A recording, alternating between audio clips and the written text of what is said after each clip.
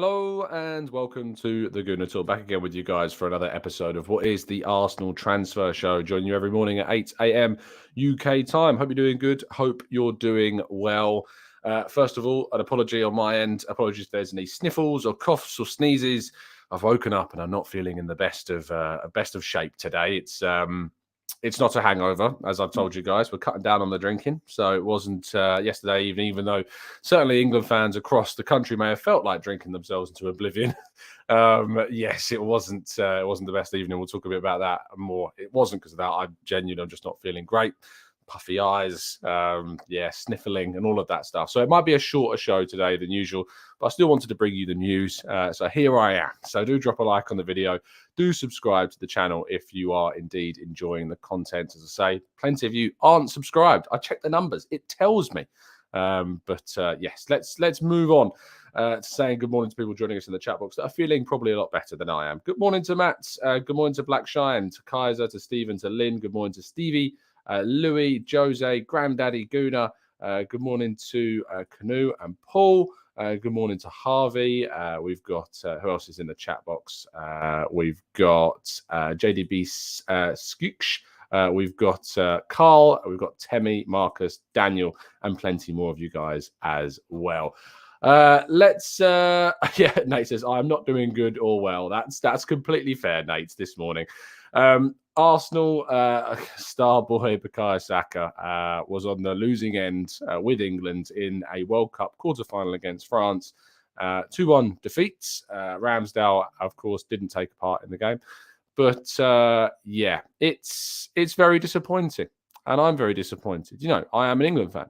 I was born in England and have followed England, therefore, throughout the course of my lifetime.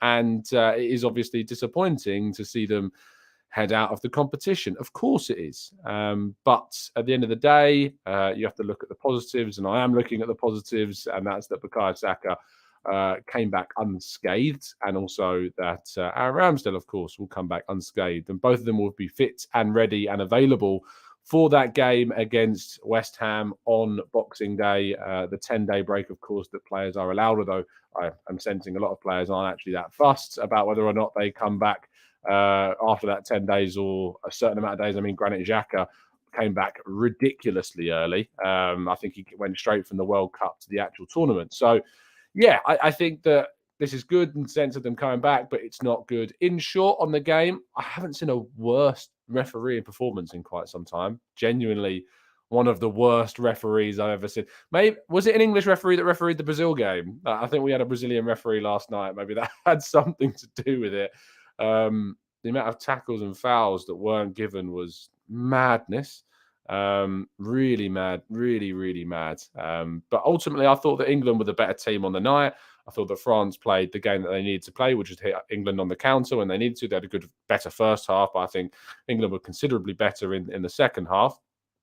And ultimately, Harry Kane is to blame for England not progressing. Awful penalty. Would I have asked anyone else to take it? No, because he's England's penalty taker and he's England's best penalty taker. Was he Colombian, Lynn? My bad. There you go. So nothing to do with Brazil. Someone said to me he was Brazilian. I'm not sure why. So if he was Colombian, then there's no, I don't think England have ever knocked Colombia out of a tournament. So there's no backstory there. Goodness me, Harry Kane, awful penalty, terrible decision. He could have just calmly slotted it straight. He clearly wanted to put it down the middle because that's where he hit it. Just could have calmly kicked it down the middle. Didn't need to absolutely blast it. Of course, Lloris was already diving. And if you're going to hit it down the middle, it doesn't really matter how hard you hit it, really. Because if your keeper's going to stay in the middle, he's going to save it. So if you're going to put it in the middle, just calmly slot it down. But yeah, he didn't. A lot of the talk has been around Bukayo Saka shouldn't have been subbed. I don't really have an issue with him being subbed. He was absolutely shattered. There was a run that he made right before he was substituted, which I think probably actually led to the substitution. He was running back to chase after Carl to kind of help Carl Walker and push on Teo Hernandez and Mbappe, and he was shattered. He just stopped running. Like, he just stopped because he just knew that he was done at that point. And he looked shattered for about 10 minutes before he was substituted as well. The issue for me You're right, Paul. They did beat Colombia, absolutely, in a penalty shootout. Anyway, I keep going off on these tangents. But yeah, I think that he was absolutely done by that point. But the issue for me was that we didn't bring on Rashford for Saka. Bringing on Sterling, I really don't know what that brought at all. He'd just come back from, of course, a horrible situation at home, whereas Rashford had been at the tournament, scoring goals, in good form. Why would you not bring Rashford on over Sterling? I didn't really understand that one.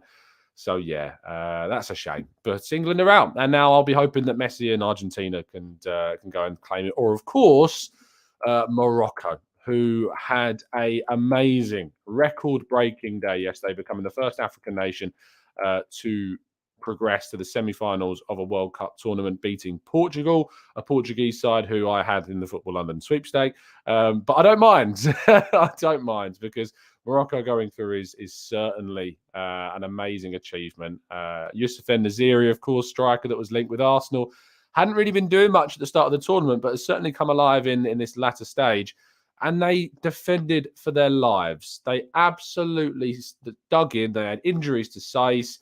Mazraoui didn't start the game. Ajer didn't start the game. They had to bring on, I think, was it 2 defensive substitutions? So they went to a back 5 as well, with players that I think the guy that came on for Saiss, 23-year-old, plays for Brest. Name escapes me. But he hadn't been used by Brest in the last 4 games, and comes in and puts in a very, very good performance, as did the rest of them. Really impressive display from Morocco.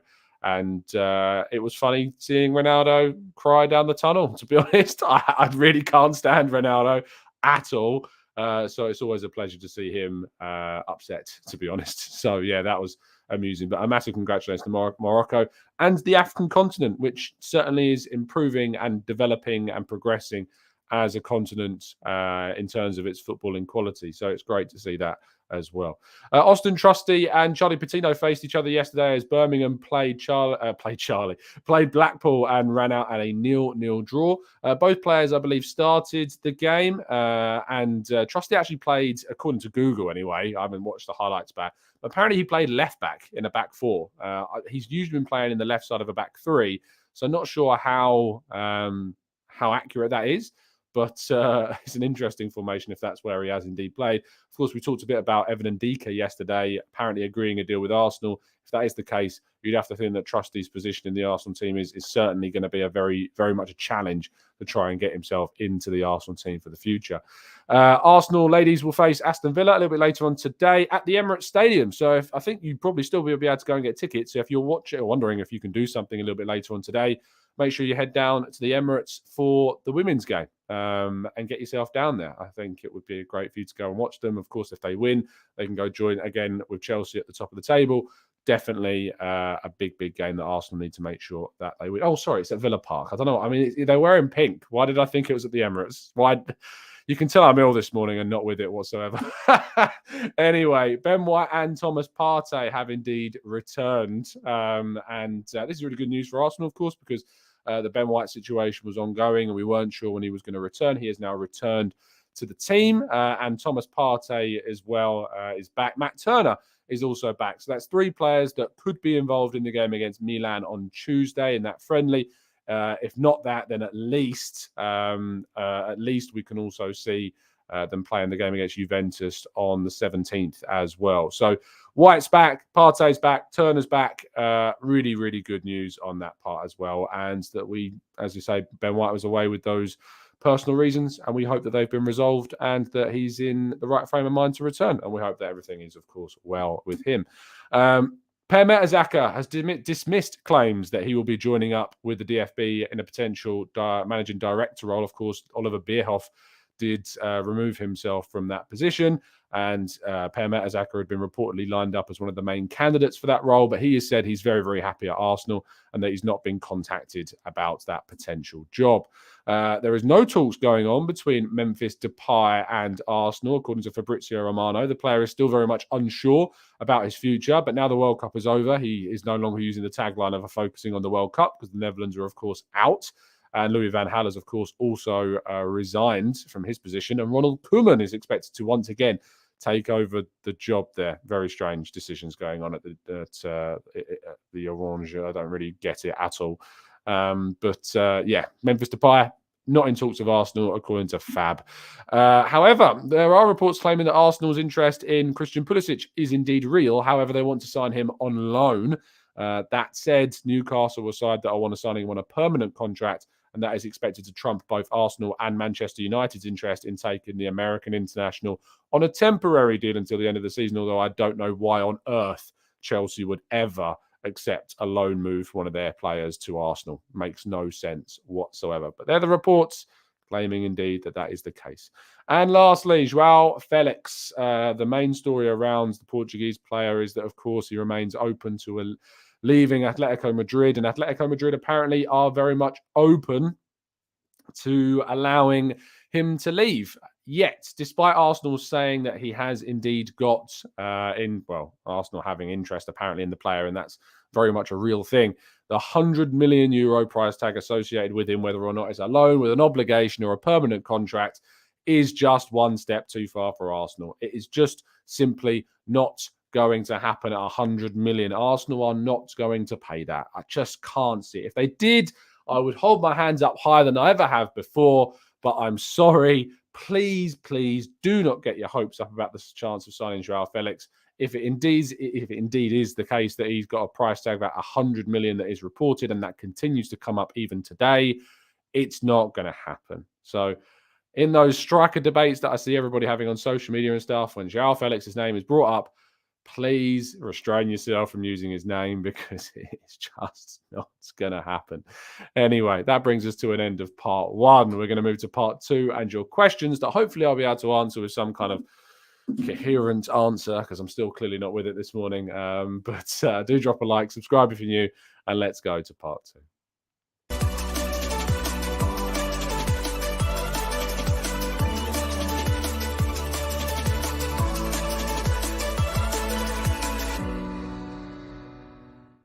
Okay, so part two, and your questions. Let's go to Carl, who says, anything we can respectfully say on the Ben White issues, or is it still rumours? Again, Carl, what I would recommend to you is that the club have told us it's personal issues. You know, if the club come out and say it's a personal problem, I don't really care for speculation. To be honest, I don't really care for people suggesting what it might be based on their own sources. I will wait for this type of situation to be resolved by the club, by the player, or not at all. You know, I know there's an incessant need by people to absolutely want to know what's going on.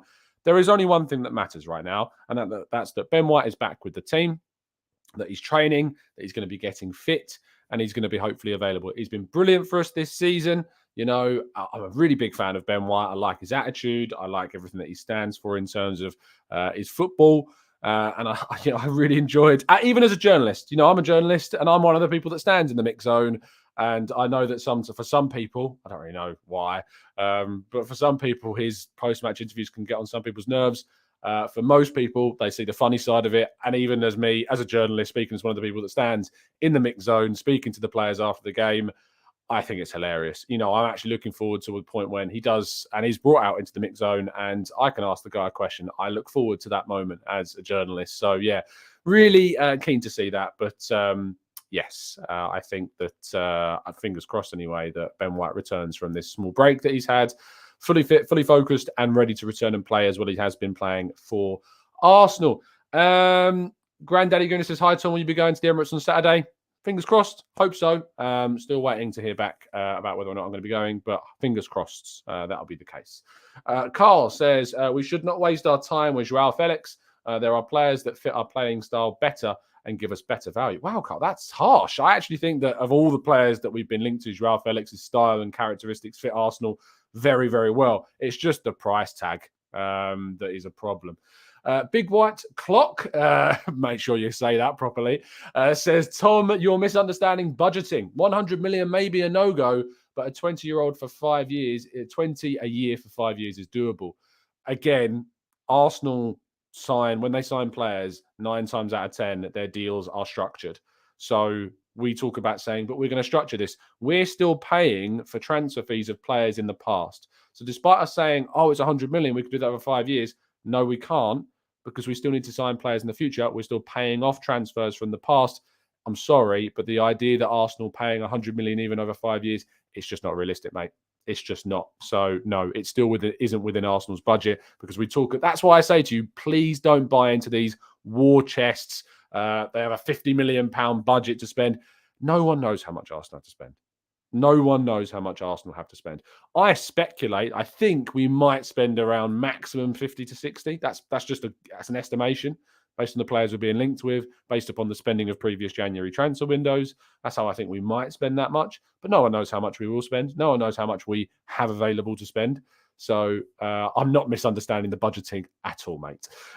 Adrian says, which player you didn't know much about before the World Cup has impressed you? Laidouni in Tunisia, was really impressed by him, as I've mentioned on the show. But yesterday, Amrabat in midfield was absolutely brilliant for Morocco. And actually, he was brought up. I think Isoa and Deschamps both brought up Amrabat on the spaces. Yes, we did on Friday on the Twitter space. They said that maybe he's someone that we should look at. At that time, I was like, I'm not sure. But, having watched that game, and I know that I shouldn't go off World Cup performances alone, but I'm assured that he, for Fiorentina, is also very good too. Maybe he's someone Arsenal should be thinking about, as a potential midfield option. He looks very, very good. But he is 26, so you're probably signing a player that you're not going to get much of a return on your investment. But who knows? I mean, I'm interested actually to kind of how long is left on the player's contract. But he was just so incredibly good for Morocco yesterday. Sofiane Amrabat. He has until 2024, and he has an option of a further year as well. So I'd be very surprised if they let him go now for less than a very, very good fee. Let's go to a clockwork tangerine. Lots of clocks in the chat box today.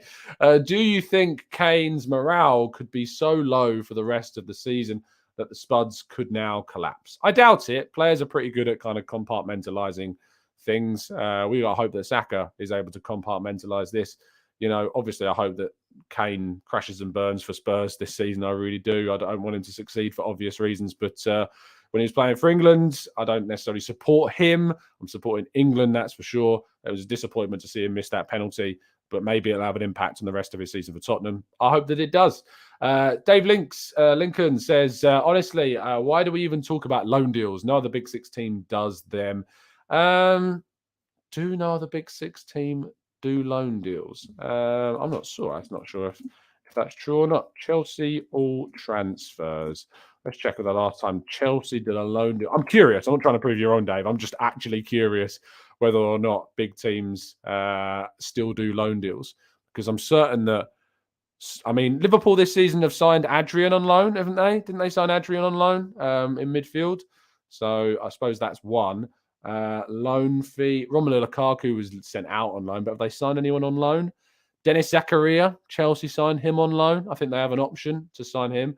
Last season, they brought in Saul Niguez from Atletico Madrid. So I guess, Dave, they do. I guess Big Six teams do sign players on loan.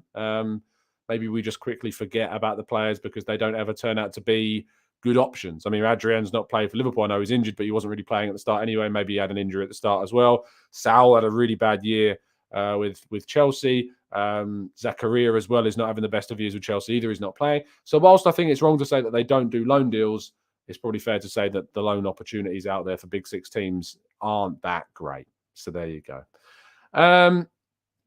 Vivian says, have you seen the abuse that Ben White is getting on some channels? It's disgusting and appalling. A, why would you even watch? Come on. And two, no, I've not seen it personally. I wouldn't be tuning in to watch anything that was abusing Ben White. I imagine it's kind of done for attention more than anything else, because, we know Ben White's been brilliant for us this season, and we've been asked to respect his privacy, and I'm going to do that. I'm glad that he's back. Azarul says, hi, Tom. Just want to let you know that Tottenham are bottle jobs. Well, that's fine. You can let me know that anytime you like, mate. Lynn says, Tom, Harry knew there was going to be pressure. So do you think in hindsight, another player should have taken that second penalty? In hindsight, of course. We've watched him miss the penalty. Of course, I think someone else should have taken the penalty. But in reality, I didn't want anyone else taking it. So, no. Temi says, would you take Kane if the opportunity arose? No. Gustav says, am I the only one who thinks Smith Rowe and Mudryk are the same profile? Smith Rowe has got sneakily really good pace. I don't think they're the same profile, no. But they have got some similar characteristics, for sure. But, while I look at Mudryk as more of an out-and-out winger, I look at Smith Rowe as more of a wide playmaker when he is played out wide. And obviously someone who can play more centrally if need be, or I don't see that with Mudryk in an attacking midfielder type of role. Let's go to T, who says, thoughts on Ndika playing a 6? Oh, what is this obsession? You guys are now going to laugh at this. What is the obsession with us signing a centre-back and then putting him in midfield? Like, Ben White was the first one. And, if we were very desperate, I would do that. If we were very, very desperate, if Partey was injured, if El Neni was injured, if Lokonga was injured, we can think about putting Ben White, at 6. Sure. Maybe even if Lokonga's not injured as well, maybe we can think about it. But what is this obsession with buying a player as a centre-back and moving him into midfield? Because I'm telling you, again, I'm not having a go at you. It's just this question comes up a lot with different players and we get linked to them. Ndika is a centre-back who has played 17 games at left-back. He has never played in midfield. Let's stop putting centre-backs into midfield. If we want a midfielder, sign a midfielder. It's as simple as that. It's as simple and as easy as that. I think a centre-back playing midfield is very, very difficult to achieve, whereas a centre defensive midfielder playing centre-back, as we've seen with Rodri with Spain at the World Cup, is a much easier solution. The other way around is much harder. Just buy a midfielder. Every time, every single time. Yes, I have watched him because I've been doing some research for a piece on him. So yes, I've watched plenty. Philip says, hard one wishing for mental health issues, even on Spurs players. I don't want Kane to score again. Yeah, look, that's not what we're asking for. The kind of thing was discussed about whether or not it would be a mental implication of him obviously missing that penalty. In short, I don't want him to succeed for Spurs. I don't want him to suffer any kind of mental health issues. That is not what we're discussing. But of course, if he is indeed down from the World Cup and can't respond from the disappointment of the World Cup, that's not going to be beneficial to Spurs, which in turn is going to be beneficial for Arsenal. Esmond says, hi, Tom. We should have bought a few of these Moroccan players. They're good. Should we have bought Ziyech and replaced Saka with him? Is that what you're saying? I'm only joking. Lona says, do you see Kroenke spending big because we're in first place? Would that surprise you? I think we are expected to kind of take the opportunity that we have. I am expecting Arsenal will take advantage of where we are in the table. And that is what I'm hoping that we'll achieve and what I'm expecting us to do. And as I said on the space the other day, if Arsenal don't attack this January window, we've been saying it since, September, October. We've been saying this throughout the course of this season. The January transfer window is so important to this season because we couldn't do all of our business in the summer. We wanted to bring in a winger. Then El Neni got injured and we pivoted and we tried to sign a midfielder. Our business wasn't completed this summer. We didn't do everything that we wanted to do in the summer window.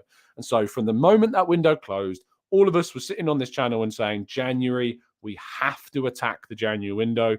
We have to utilize the January window. And we have been saying it across this season. And we have been saying that it cannot be just anyone. If Arsenal sign somebody in January, Arsenal have to sign somebody who is of significant quality and that can compete with the starting squad. And that's why I'm having these back and forth doubts about signing Danilo, because I'm not sure that Danilo can come in and provide competition. I watch Mudryk and I see a player that I think can come in and have competition with the team, with the players that are in the team at the moment. And that is the problem. That is the issue that we have right now, is that we need to make sure that we sign quality. And the problem with the January window is that historically, stereotypically, it is just not a window that is associated with really strong, good signings on a regular occasion. It is a risk to sign someone in January. It is difficult to sign someone of quality in January, and it doesn't happen all that often. It does happen, but it doesn't happen all that often. Marcus says, are you confident that we'll sign players? Remember when Leicester won the title? Yeah, I am confident. I'm confident that Arsenal will get business done this winter. I am confident. I have been led to believe, based on what we've done, based on what we're trying to do, based on who we're interested in, based on what is going on behind the scenes, that I am confident Arsenal will get a player or two in this winter. Jesse says a Felix loan with an option is actually perfect for us. Bring in Mudryk and a decent midfielder, and we're contenders. Champions League money incoming. Think you're underestimating the reality of our position. I don't know how underestimating the reality of our position. We're 5 points clear. We need to attack this window. We need to bring in quality. Absolutely, we can bring some of the business forward from the summer. I think you're underestimating how ridiculous of a transfer fee Joao Felix has attached to him and how unlikely it is that Arsenal are going to break the transfer record after the last time that they did it, brought in a player that has done really, really underwhelming things for Arsenal and Nicolas Pepe. So, I just don't see how I'm underestimating this window or our position, because I've said time after time, I understand that everyone doesn't tune in for every single minute that I talk on the channel. I get that. But I have to appreciate that I can't go off that all the time. I say that we are top of the table. We need to take this window by storm. If we don't take it by storm, I'm going to be very frustrated. But I'm also of a position and understanding that the January window is an exceptionally challenging window to get really good business done in. It's just a reality of the situation. I'm also of the opinion that we do not waste this window as well. It needs to be used and spots need to be filled correctly. We can't just go out and bring in Zaha or bring in Memphis Depay and sensibly fill a spot for 2 or 3 years with a position that we need to make sure that we sign quality and it's going to last us, because those two players in particular, I'm not sure bring us those guarantees, or a declining like Zaha will be over the next 2 to 3 years. If you told me that we can bring in Zaha for 6 months or Depay for 6 months, I have no strings attached, absolutely. I've got no problem with that. It's a 6-month, no risk thing for me. But the problem is those players are going to want 2+ year contracts, and I just can't get on board with that at the moment. What happened with Neto, says Max Stays Black. What happened with Neto was that he got injured. He's on a long-term injury now, and he's out, and I think still will be out into next year. So that's why that has died down. Raphael says, hi, Tom. Many thanks for a great show. I enjoy watching your show and the Chronicles of a Gooner, Hybrid Squad and AFTV. Would all of you be doing a special show in the near future? It would be awesome. Of course, me and Sophie do a podcast every single week now. Those go up for you on Wednesdays. Hopefully, we'll be recording the next one on Tuesday after, of course, Arsenal played their next game against AC Milan. So we've got plenty to talk about on that one. And Harry and me do a show all the time. We do the Canton and Simeon show. And, of course, Mayor TV, we've spoken to people like James, who's fantastic. Really love James. He does his work over there. Lee Judges comes on the show. Turkish comes on the show. Enjoy their company. Think they've got some really good views on football. So, yes, I've done collaborations with loads of them. So, yeah, please feel free to go and search back through the channel. You'll be able to find those episodes with relative ease, to be fair.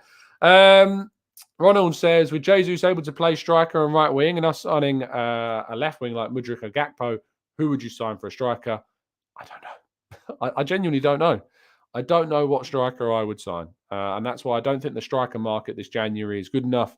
I would wait until the summer and see kind of what opportunities are there. Is Gonzalo Ramos someone that we could potentially look at? I'd love to see Arsenal go for someone like him, but I think he's going to be very, very expensive. Might Joao Felix's price come down by the summer? Maybe. I think that, that is something that could be considered in the summer because his price might be very different. It's about finding the right opportunities. Sometimes we get so blinded.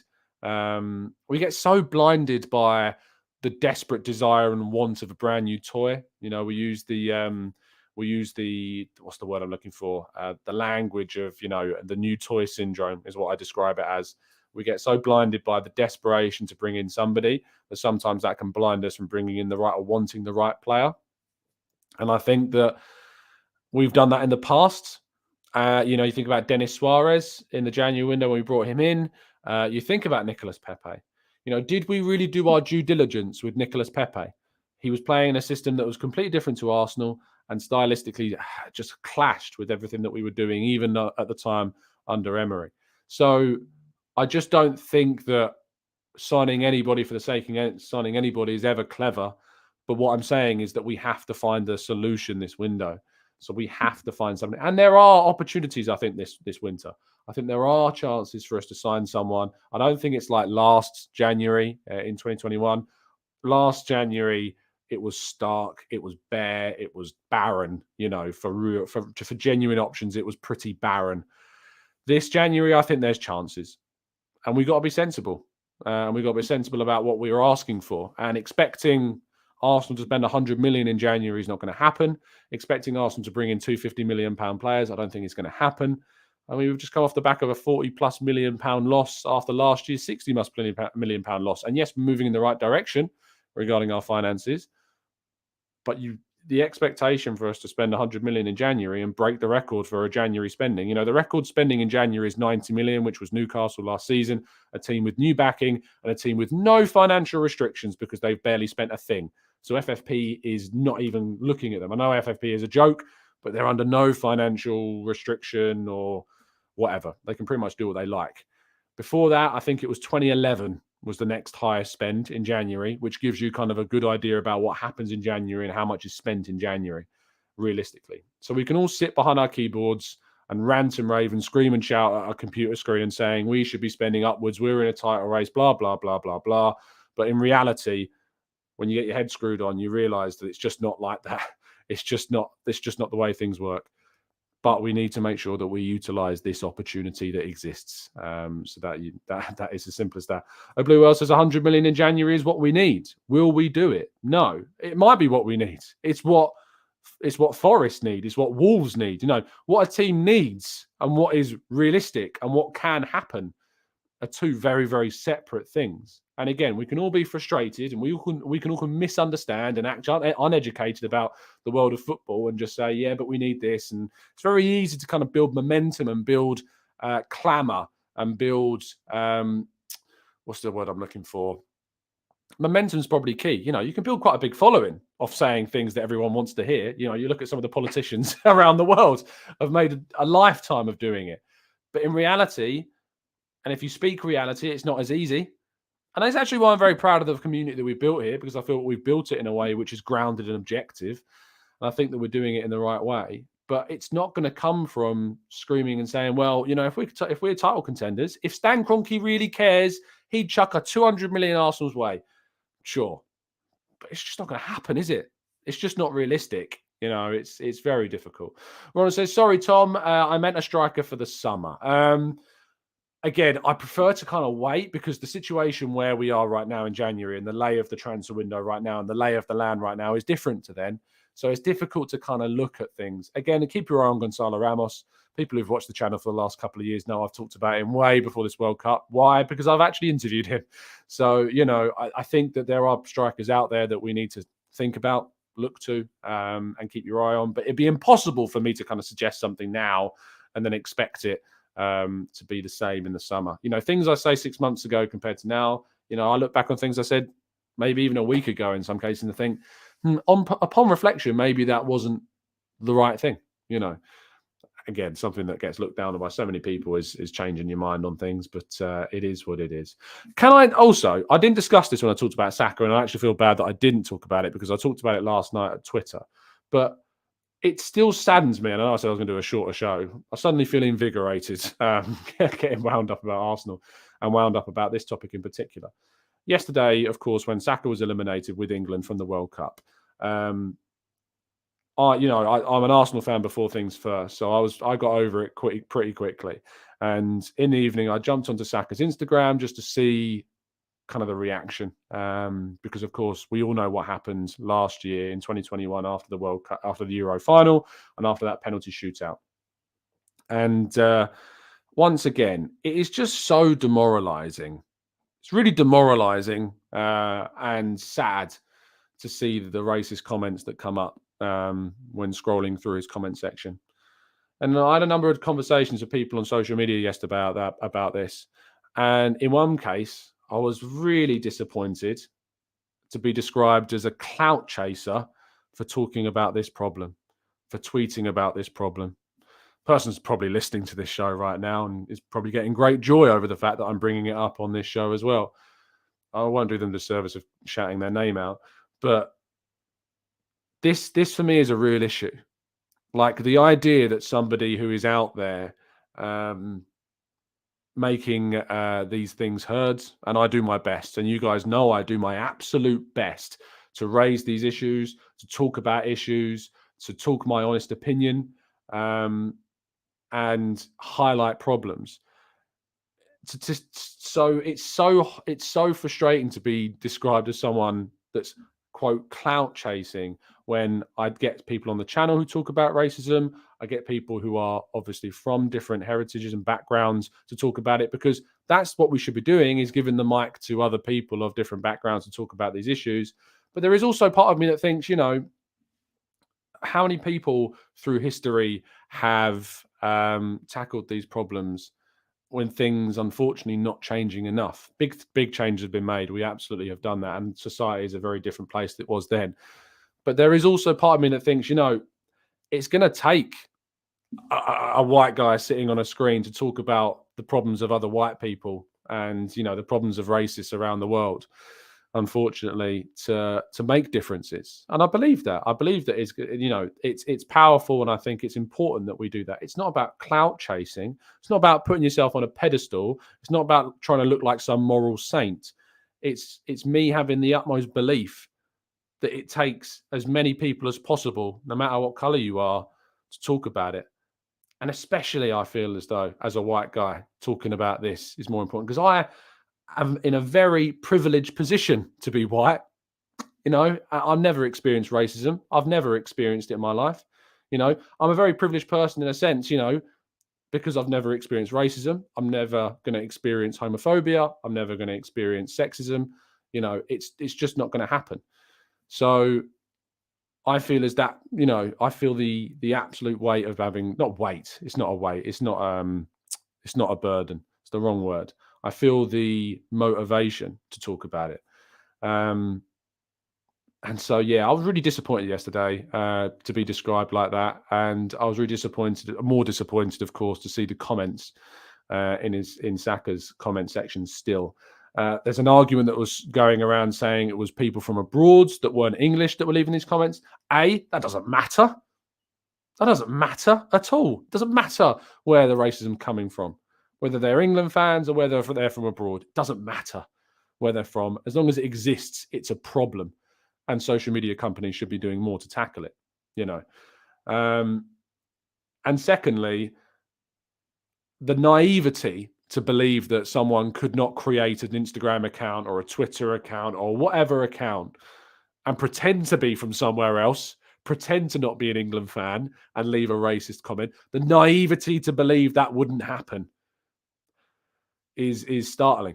So, it's exceptionally disappointing. I don't do this to get nice comments. And, all these people that are leaving these comments in the chat box saying, well said, whatever, take the energy of saying well said to me. Take the energy of congratulating people for talking about racism, and I appreciate it, but take that energy and go out into the world and do the same thing. Discourage it, report it, stand up to it, support people who face it. That's all we can do. Am I a saint? No. Have I said things when I was younger?